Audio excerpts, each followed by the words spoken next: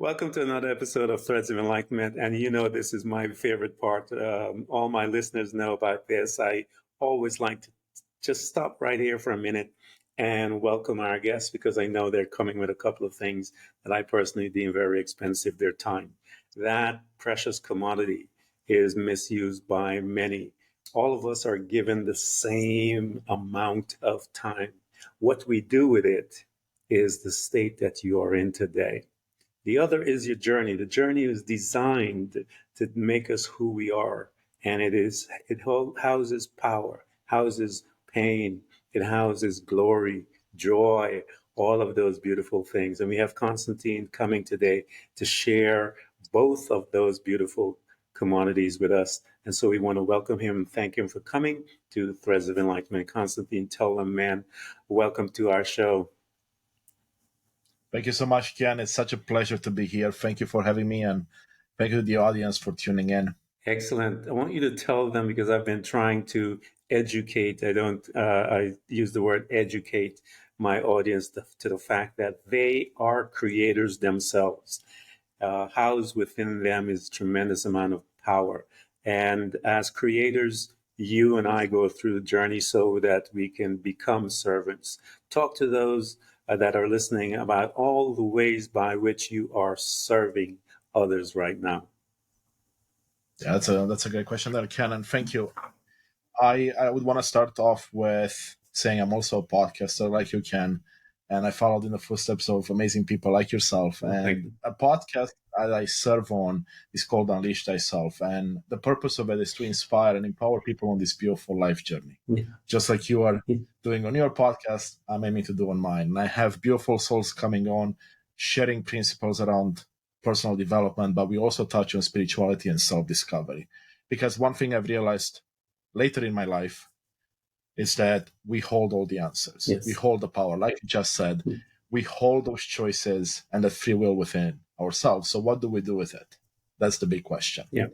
Now, a second way I serve as well is through my mentorship program. I help people that are, let's say, farther back on the journey that they would like to be, or at the beginning of the journey, to realize that there's more to life, that they have power, they have choices, and they can live a holistic life where they can look at the four bodies that I like to speak of, which is your mental, your physical, your emotional, and of course your spiritual body. And I'm someone that at various points in my life I didn't necessarily take care of all those bodies. Like right now I'm going through a physical transformation because that's something I ignored for a while, and then I realized if I don't take care of my physical body, it doesn't matter what I do with the rest. Yeah. And the same goes in my mind for the emotional body. If I don't deal with my emotions, if I don't allow them to surface up, if I don't love myself, if I don't do any of those things that are tied to emotions, then again, none of the other stuff is going to make a huge difference, because it's almost like I'm a car with four wheels, and one or two or three or all four Yeah. of them may be less inflated, maybe misaligned. And then what's going to happen? I'm either going to go very slow, I'm going to go all over the place, or I'm not even going to reach my destination. Yeah. And that's how I see life as well. So I would say those are the two big ways I serve today. Of course, within that, there's content I post on social media to try to inspire people, empower people, motivate people to make a change in their life, to become aware that they have that power, they have that choice. I love it. And for you guys that are listening, that podcast is Unleash Thyself. And I want you guys to make sure you get there because they are powerful people that are at his platform as well. And the purpose is that we want to make sure that we all grow together and begin to learn who we are. Because as we learn who we are able to change this planet, make some adjustments, alignments, so that we can bring some different outcome that we're seeing. So I want you guys to go to that, Unleash Thyself. So one of our customs here, Constantine, people tell me that when I'm finished with them, they feel as if they're on the couch. And I don't know why they say that, but here we go. One of the first places that I like to go is to our childhood. Our childhood, I believe, it is the location. This is the first location where we spend some time as individuals once we have landed on this planet. And in this particular place, the family unit, we call it. Sometimes I call it the lab because we have our two scientists that are called parents. And they are uh, just looking and inputting information into you and I from their trauma. Now, if they have been enlightened and they're walking on a journey, some of them are aware of it.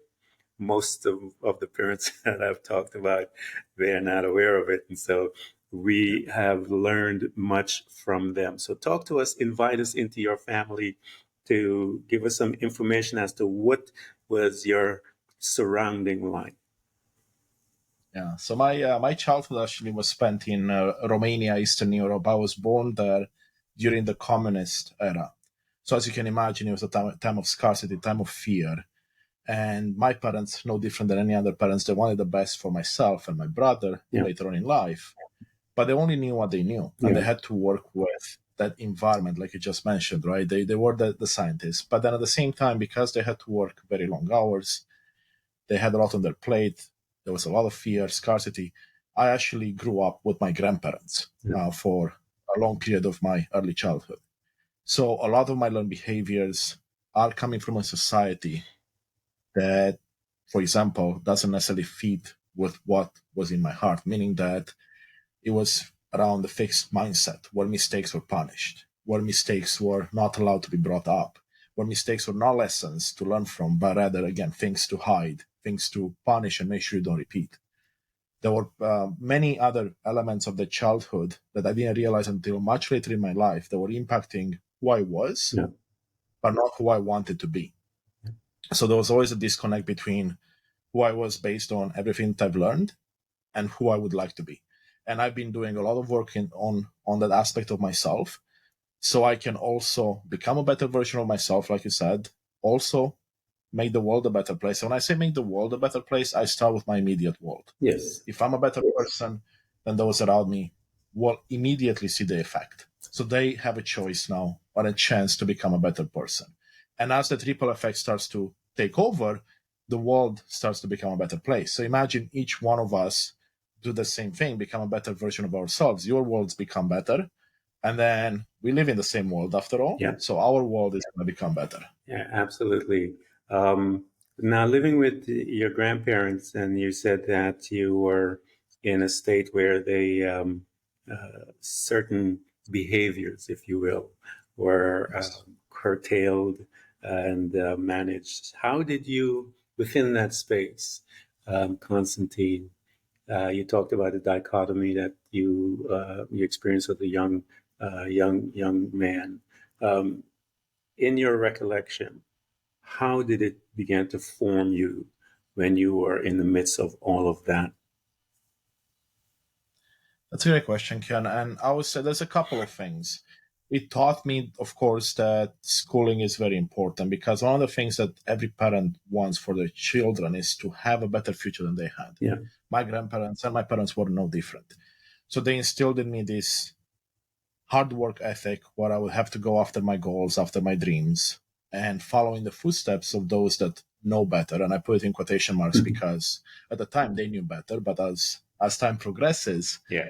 we ourselves know better usually what we want and what we. And what I would say to that is that I would I learned to be a hard worker. I learned to study, but I also learned that mistakes were not acceptable. Yeah.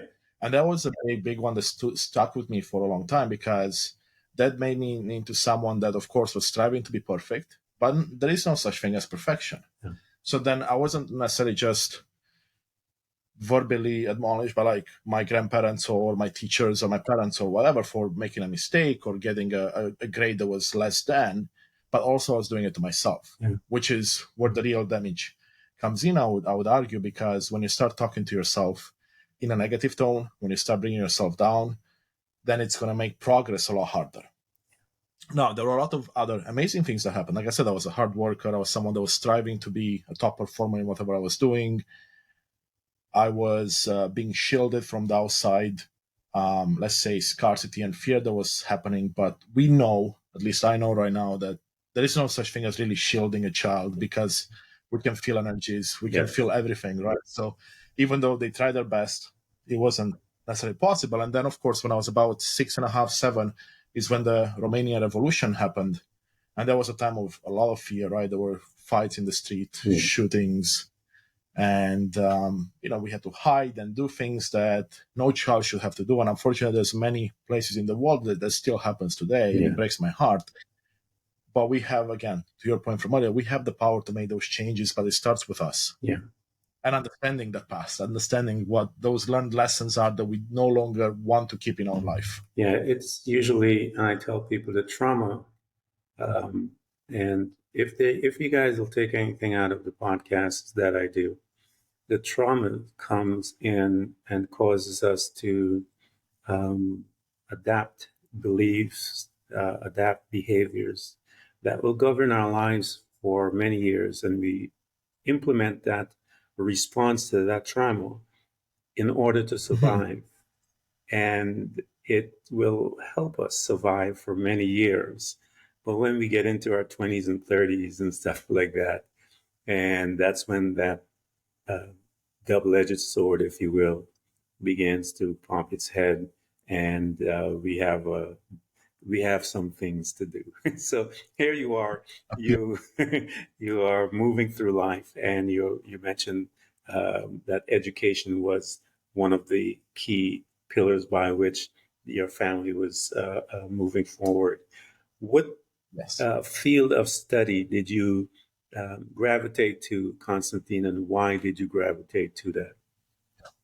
So I was always someone that enjoyed the sciences, and my parents are both engineers, which means that they were also teaching me math and Yeah. engineering related subjects early on in my life. So I draw an affinity to that.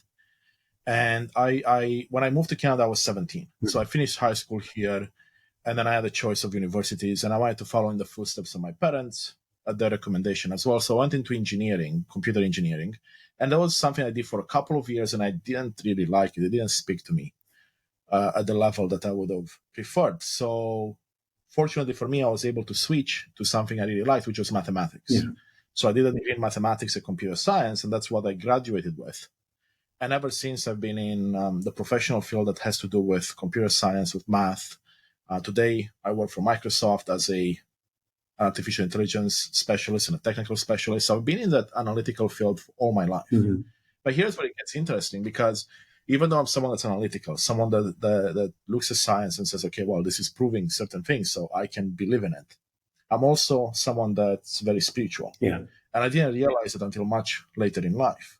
And as we can probably imagine, spirituality and mathematics and science and analytical mind don't necessarily always go together, because with spirituality, at least the way I see it, is you don't necessarily have to see the proof, but you Yeah. can feel the proof. You can feel it in your heart. You can feel it in the world around you. You can feel it in everything that's Yeah. surrounding us. I, So that was a bit of a challenge, but that's kind of how my path took me on. yeah, I believe there's a designer. Why? Because everything is too precise, Constantine. Yes, The Earth axis is precise.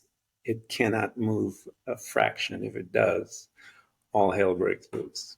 When you exactly. look at all the things that are coming out, and when you even go down to quantum physics and all the different things, you'll see a preciseness to the things that we look at.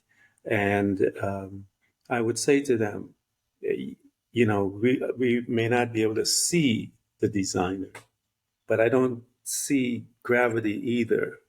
But I do know that gravity does exist. And if I want to prove that, why don't you go on a building and jump and we'll know what happened. We can't see it, but we can tell that that force is it's out there. So as you were talking about, I believe that there's a designer because there's the as math. I believe math introduces us to the spiritual realm. That's me. But here you are moving towards this, and you went into that field. And I believe, Constantine, that because our parents and grandparents were our programmers for many years, that most of our life, when we when we get to our 20s and stuff like that, we're living their life. We're living not our own. And when we Yes. begin our journey, that's when we begin on the process or the path of our own, designing our own. But I believe that we live our parents' and grandparents' life for many years until we begin to move into our own. One of the things that I talk about, Constantine, is that every one of us, I call it the day of visitation, if you will. We're all minding our Hmm. own business. You know, we're working, we plugged in, we're doing the 9 to 5, we're drinking with the buddies, we're partying, we're doing whatever we can. And then one day, something happens, whether it shows up in a trauma, um, broken relationship, sickness, disease, whatever it is. But it comes, Constantine, I believe, to slow us down, get us off of the circular ride, if you will. Did you have one of those visitation which kind of made you pull the brakes, and now you're going to begin to ask the question, how did I get here? What happened? What's going on in my life and stuff like that? Did that ever happen to you? Oh yes, Ken. Not just once, more than once. And actually, I should mention that as a child, I remember going back to probably I was 5, 6. I would always ask questions as to what's my purpose on this planet.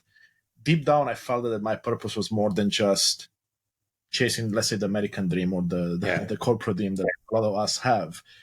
Getting a family, getting a job, an education job, and then essentially having a couple of kids and dying, yeah, right? That to me never made sense. And I would question that, but the people I was surrounding myself with and the information I had available to me wasn't necessarily conducive to me finding an answer at the time. yeah. And when I was around 25 years old, is when I stumbled upon a holistic alternative healer when my brother and my ex-wife were suffering from depression and anxiety, and the pills weren't working, the therapists weren't working, so we were looking for something else. Hmm.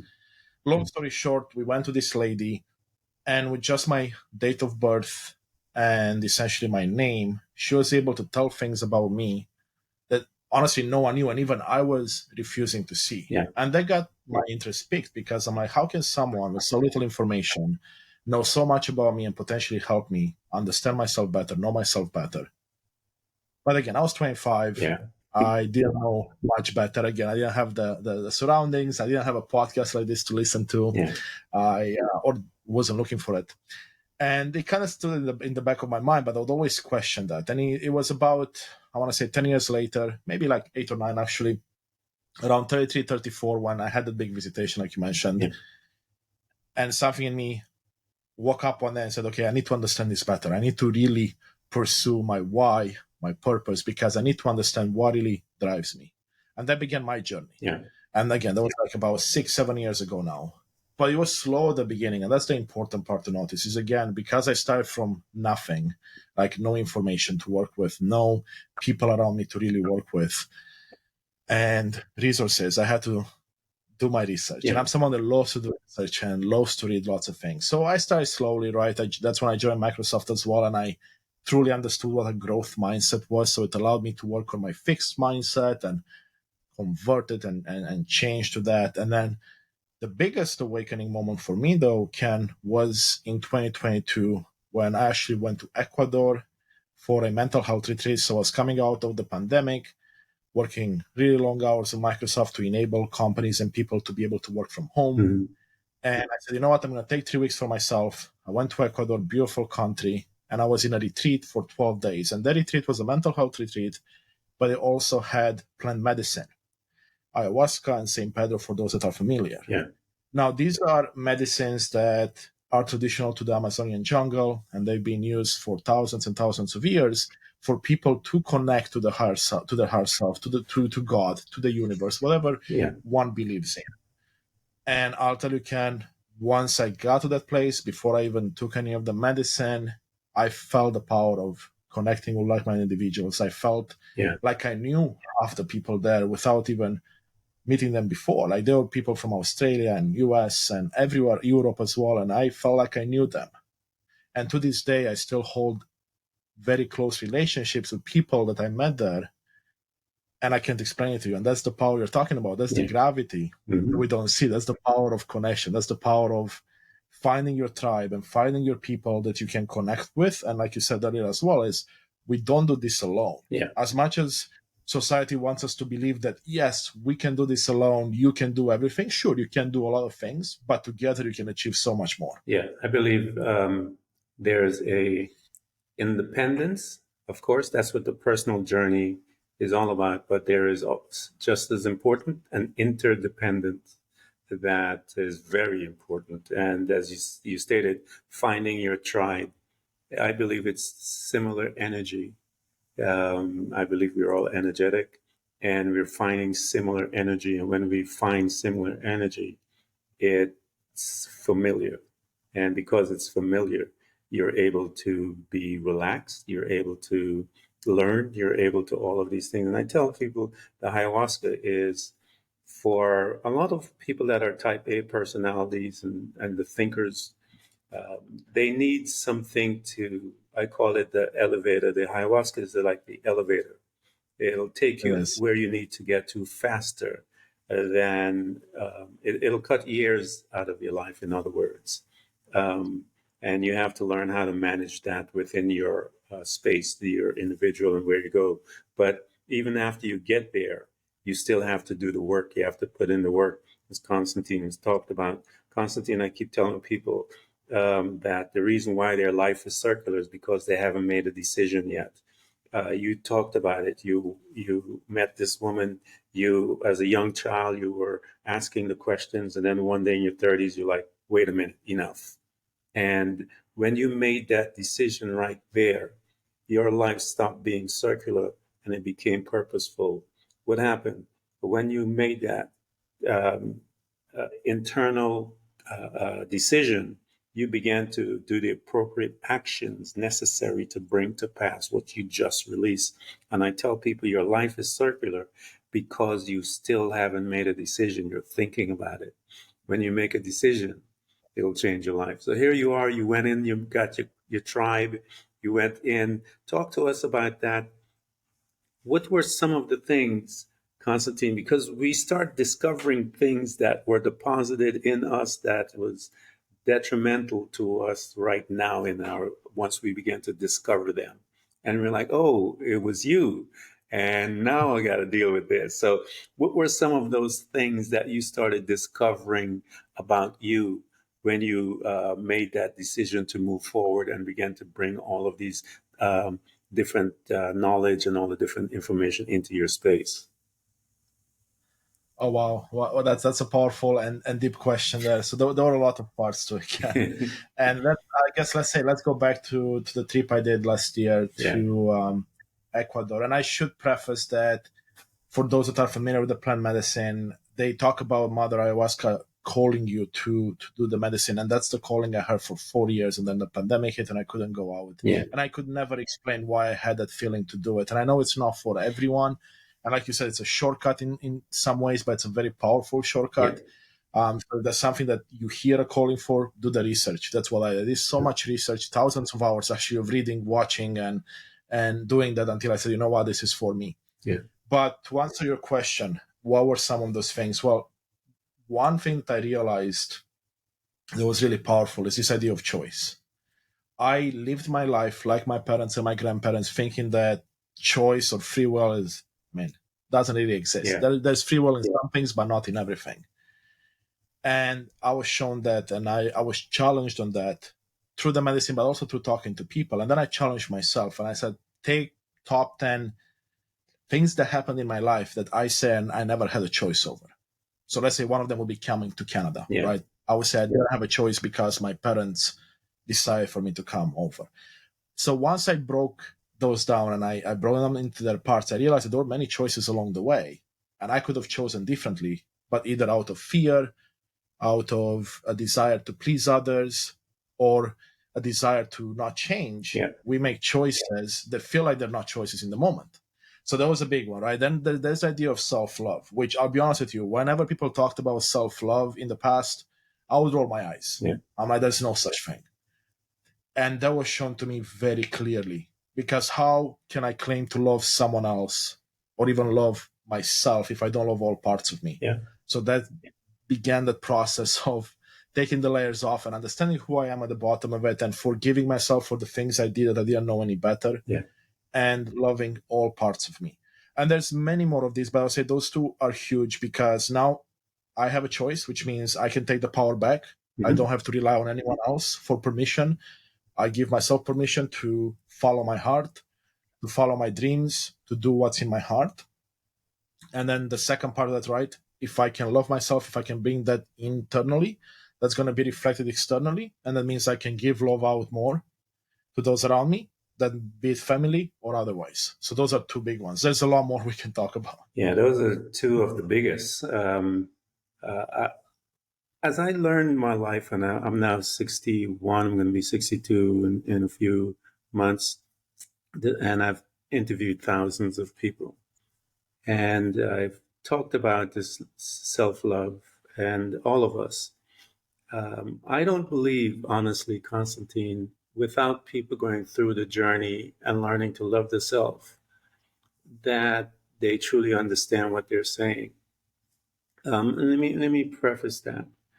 When I go through the process of loving the self, it is one of the most painful journeys that you'll ever embark on, but it's one of the most rewarding ever.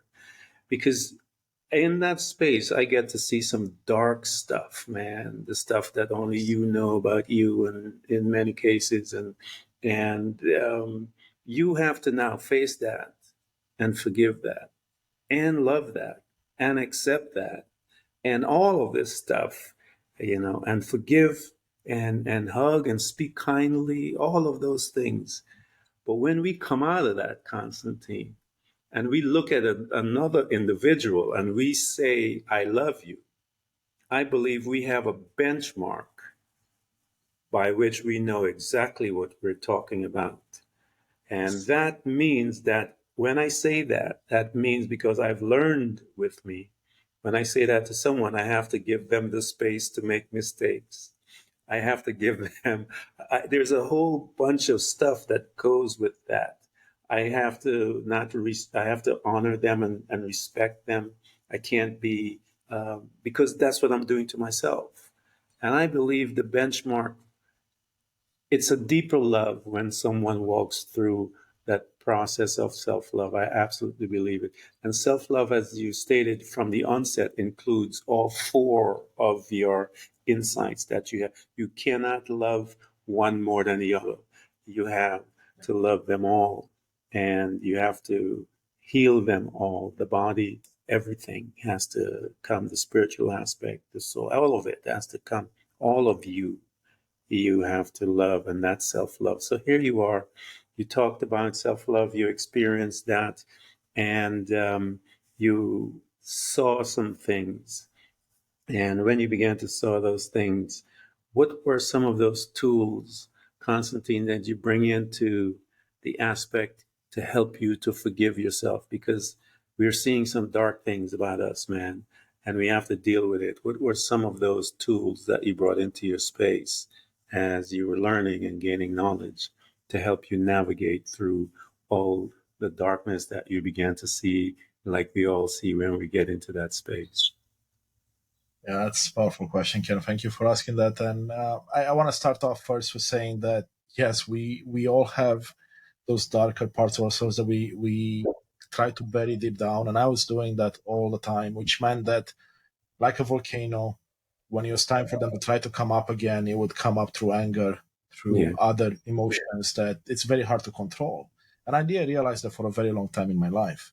So some of the tools that I brought in, one of them specifically was to work with my inner child and really go back into my memories through hypnotherapy, through working with therapists, through working with mentors like yourself or others, where I would sit down and of course, a lot of it would be with myself, sit yeah, down and allow those emotions to come up and try not to judge. And that's the hard part yes, because if an emotion comes up, let's say a memory, and that was very common for me. I would have these memories from my childhood, but even from my young adulthood, they would come up and I would cringe. I'd be like, ah, no, I don't want yeah, that. Let me push it down. And then it will keep coming back up. And what I realize now is that they'll keep coming back up until you learn the lesson that's in them. yeah, And that lesson is around love. Yeah. Unconditional love is what I like to call it, right? Because the goal for us is to unconditionally love, which means Yeah. that I can't say I love myself if I don't love those dark parts of me, and we all Yeah. have them. Oh, And yeah. whatever is dark for you, again, is going to be different for me. Yeah. So whatever you see as dark, I may see as like, man, it's not a big deal, and vice Yeah. versa, Hmm. right? So we need to all realize what, okay, our darks are our own.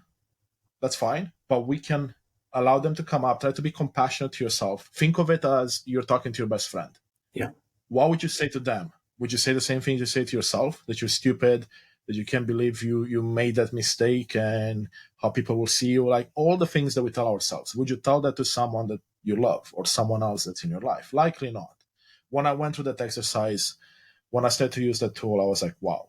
Now, a tool that allowed me to go in, though, is meditation. Yeah. And I know you talk a bit about that in your episodes, and you talk in general, and people know what meditation is. I thought I knew what it was as well. But really, meditation to me right now is giving myself a break from this, Yeah. giving myself a break from all the distractions of the world so I can sit with myself and allow those emotions to come up, not judge them, allow everything to come up and work with it. And sometimes for me, meditation is a breathing exercise where I try to focus on one thing or nothing at all. Yeah.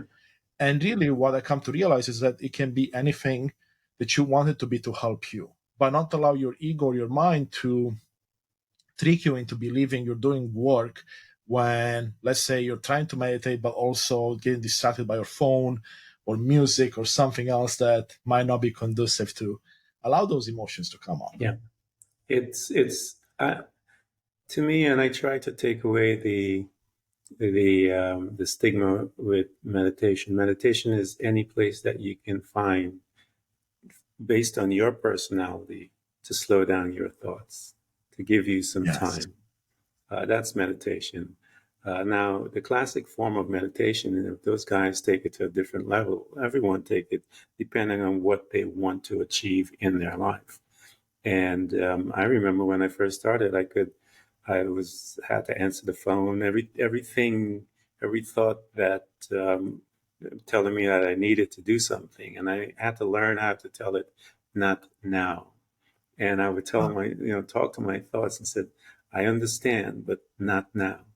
And after a while, it wouldn't interrupt me. It allowed me to take my time. And so, as Constantine is saying, you're going to have some conversation with yourself. I always tell people I'm not afraid of the ones that don't talk to themselves. I'm afraid of, I mean, that do talk to themselves. I'm afraid about the ones that don't talk to themselves. Because if I hear you talking to yourself, I know you're working it out. If you're not saying nothing, I'm a little concerned about you because um, I used to take myself out and talk to myself, go to the dinner and movies and really actually have a conversation with myself, as to how did you do this? Why did you think you needed to handle it this way and not this way and stuff like that? And so that's how you work out your demons, as they put it. So here you are, Constantine, you're growing, you're learning all of these things about you, you're moving forward in your life, and you're still at work.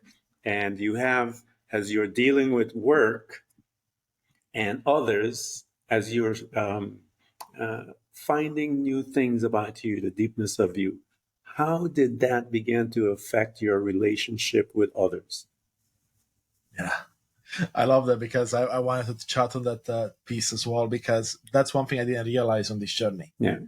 So I came back from Ecuador in April of last year, 2022, and I was on cloud nine, right? I'm like, oh, I changed. I'm going to change the world now. But the reality sank, Yeah. and no one else changed, right? And I wasn't about to change everyone else without changing myself. And that actually is what sent me on a depressive state, which I know we haven't covered yet, but Yeah. it's important to know because in that moment is when it impacted my relationships negatively, because I started to withdraw from people, friends, family, coworkers that I used to either mentor or be very close with. Anyone that was close in my life, I just withdrew from because I was either holding them to a higher standard than they should have been held at because I changed or I thought I changed. And now how can I, like this person or talk to this person if they don't believe the same things, right? So I was allowing a lot of those old judgments to come in, a lot of old programmings to come in that weren't necessarily me, but they were controlling me. Yeah. And I was in this depressive state for a while, like 6 7 months, and a lot of amazing things happened in the time that I didn't necessarily see in the moment. In hindsight, of course, I saw the benefit of being there. But one of the key things that happened was that by withdrawing from people, what I did is I gave myself more time with me, Mhm. which was the scary part. Yeah. So all these emotions came up, all these things that I would deal. Sometimes I would deal with them, sometimes I would bury them deeper, and I would not deal with them. But that's what started the process. And what I realized is that you mentioned this earlier. We cannot do it alone. Yeah. We can do a version of it alone, but we can't. And that's as I slowly became to realize it again. One thing I did that propelled me, I want to say almost overnight, I went from being very low to starting to climb out, was by reaching out to others. So the way I did that is I said, okay, let me find out my why, my purpose in life. And I actually did a lot of exercises around that. Sitting down, looking back in my life, what did I like doing growing up, in my teenage years, in my young adulthood? What did I like doing? What brought me the most joy? So once I figured it out, and what you mentioned at the beginning as well, mine was to be in service of Yeah. others, but also myself. If I'm not in service to myself, I can't really be in service to others anyway. And it's about inspiring and empowering people. And that's I said, okay, so how can I do that? And that's when it kickstarted my project with a podcast. And I put my thoughts on paper and I started reaching out to friends and explaining, hey, I'm sorry I've been away for 6 7 months. I've been feeling low. Here's what I'm doing right now. And the support I was receiving from people close to me, but also not as close, was phenomenal. And that made me feel Yeah. so much better day in and day in, that I was able to pull myself out. So that was one of the biggest things. And that's my relationships. You know what happened there? Every single relationship became much, much stronger. And I'm talking about personal relationship, but also work relationships, because now I was having more compassion for myself, more empathy, which meant I can bring more compassion and empathy for my coworkers. So if Yeah. someone was late for a meeting, let's say 5 minutes, I wouldn't judge and be like, oh, this person is irresponsible, doesn't value my time. I would now flip and go back to, I know they have two young children at home. Maybe they had to change the diapers. Maybe they had to help the spouse, whatever the case might be. At the end of the day, it didn't really matter why they were late, Yeah. because I didn't know any better. Hmm. And I all I know is myself and control. So that's how relationships changed a lot. Like first it was negative, right? Yeah. Because I decided to be negative, and then explore and would work. I'm a better coworker, a better person to work with my customers, with my partners, because I come from a place of love first, empathy, compassion, and that makes stronger relationships. And the last piece I'll add, Ken, before I pass it over to you, is this idea of being vulnerable. Yeah. I used to have this persona at work, and then of course professional life, and then my in personal life. And I thought that I can't be my authentic self at work because I would be judged, people would look down on me, I wouldn't be as successful, fill in the blanks. There was a lot of different things. So when I understood that I can be myself and still be successful, and actually even more so, if I would argue, then everything changed. And again, relationships changed, right? Some people were put off, ooh, this guy now, Constantin, is too much for me. And others were like, wow, I can't believe you're actually opening up, you're being vulnerable, you're talking about what happened to you and what you did. And it made so many of my relationships, like friendships I had in my life, so much stronger, both in a professional life and a personal life. Yeah. That's a powerful example, Constantine. The fact that we need to be vulnerable, that's one of the main parts of personal development, because we see things that are really, really difficult to stomach about ourselves. And as you said, many times we try to hide some because sometimes it's overwhelming, but it keeps coming. But when we start looking at it and spending some time and investigating and making the changes, it will Yeah. definitely impact all the others that are around us. Because as I mentioned to you before, everyone is energy. That is why a little baby will know the mom's energy and the dad's energy without them even saying a word. Um, they can sense something changed when one tense, when one, all of these different things. If you look at a child and an adult and how they interact with each other, you will watch that child is a student of energetic, that energy that is coming out from emanating from their parents. And so it's very important, as you stated, it is uh, a, it's a step in the personal development. It's a very important step because that's where your healing lies, man. Right? It's right there, Constantine, where the healing, your healing lies in that space of being vulnerable, man. Yes. And what I realize, it's being vulnerable with yourself first Yeah. before you're being vulnerable externally. Because again, if you suppress all the emotions like we're talking about, if you're in denial, no, I've never been depressed, or that was just a phase, and you're not going to talk about it, and you're not going to accept it internally, well, that's not going to do anyone any good. And what I've realized coming out of all of this, which is really, really important for me, is this idea that for whatever reason, I thought that whatever problems I was going through, whatever challenges I was facing, were somehow unique to me. And sure, some of them were unique to me, but the majority were not, which means that there were people out there that could benefit from me sharing my story and how I've overcome it. So then they could now see that they're not alone. Maybe even get permission to say, you know what, I can do that. Because if Constantine did it, I can also Yeah. come out of it. Maybe the tools I'll be using will be different, but it's almost like, not almost, I believe this strongly. We give ourselves permissions to be who we are, authentic and vulnerable. They will give permission to others to be themselves. Yes. And now we're Yes. going on this journey together, and we're becoming better versions of ourselves without even realizing it in sometimes. I absolutely agree. I agree with you. I remember my ex-wife and I. One day we were home and raining pretty badly, and I was doing some study. I was reading on something, and I remember she came to me. She's like, "I am absolutely 100% bored." And I looked at her and I said, "Change it." She said, "I don't know how to do that." And so it's raining. I love the rain. We had our fence yard. I know this is probably an X-rated story, but I told her, I said, strip down naked, and we're gonna run in the backyard and just wave our hands and run around and just change the state.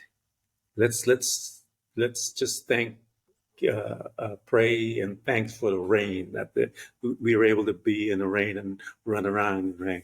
We did that for about 30 minutes. She came out. She's like, I'd never had so much fun in my life. So the point was, I told her, I said, these are things that we control. Um, you control if you're bored. You put yourself into that state and you can take yourself out of it. It is up to you to make the decision to say, I'm going to change this. And when you do that, as I stated to you before, that when we make the decisions to do something internally, it's amazing what the human body and the human being, the mind, all of the cells, the emotions, the hormones, all of it begins to change to make your demand that you have just placed come to pass. And I believe we are in control of much of those things, Constantine, and we have to make the decision, whether it's professional help, to seek help to get out of depression, however you do it.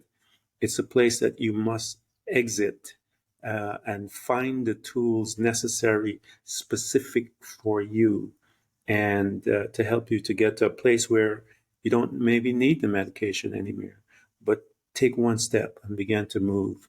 One of the things that Constantine talked about was he stepped out of himself, he learned about himself, and he began to see some people around him and began to reach out to friends and people that are close, your tribe, those that are on the journey, that understand what depression is, and they have been through it, and they'll be able to speak a kind word to you when you're down, and when you can't even speak a kind word to yourself. Someone will always show up and speak that kind word to you. So here you are, Constantine. You are um, stepped out. You're moving forward. You began to put all your thoughts down on this paper, and you are going to do a podcast.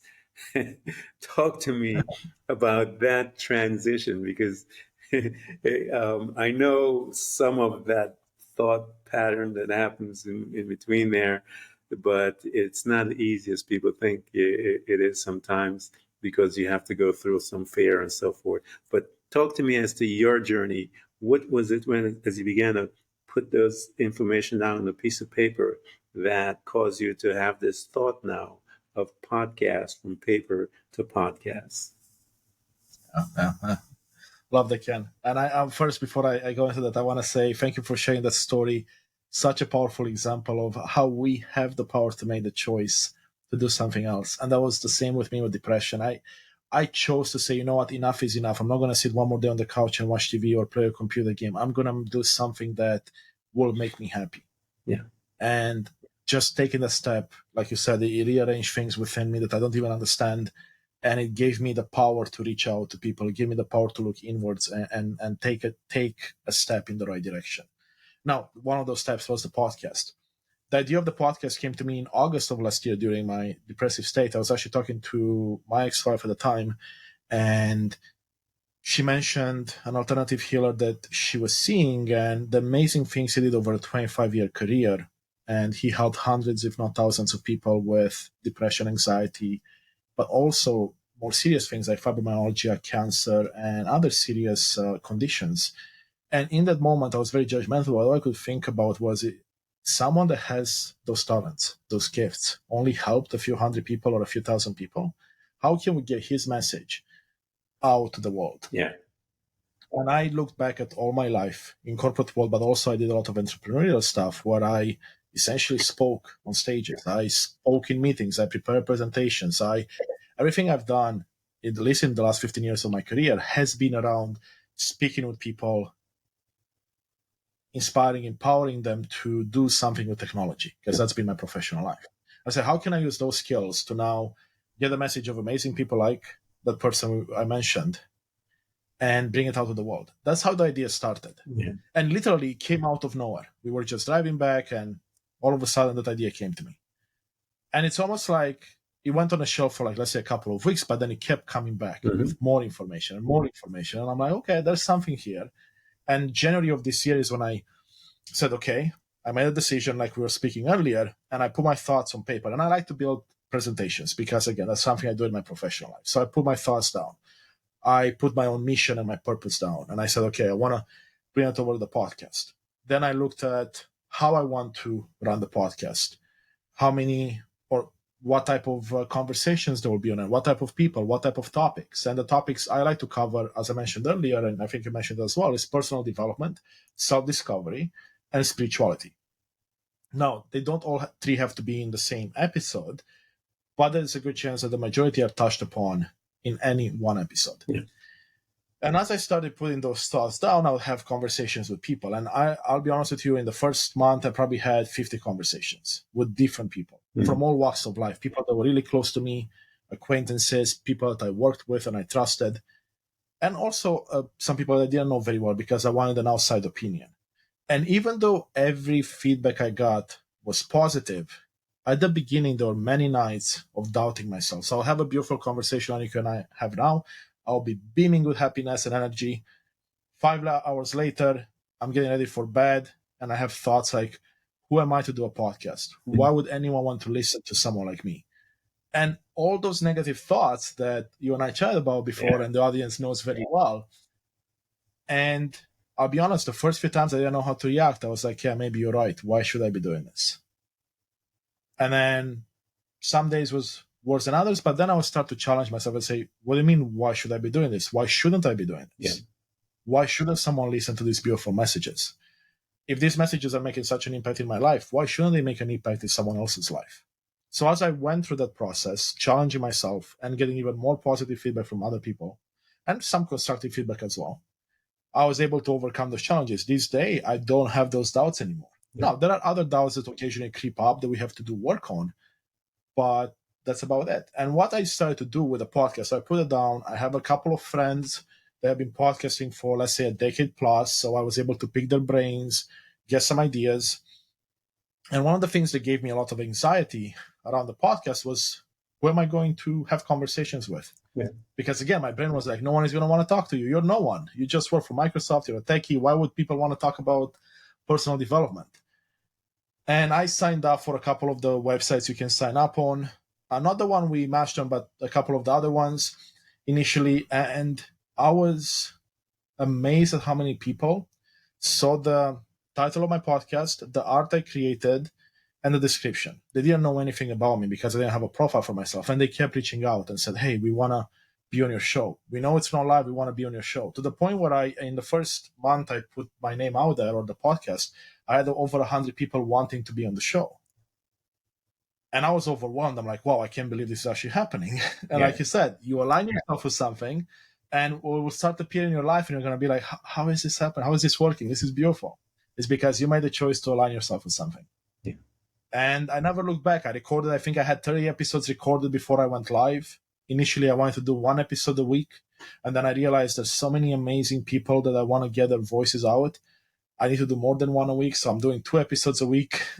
And I have, I don't know, 500 requests still waiting to go through because there's so many amazing people to talk to.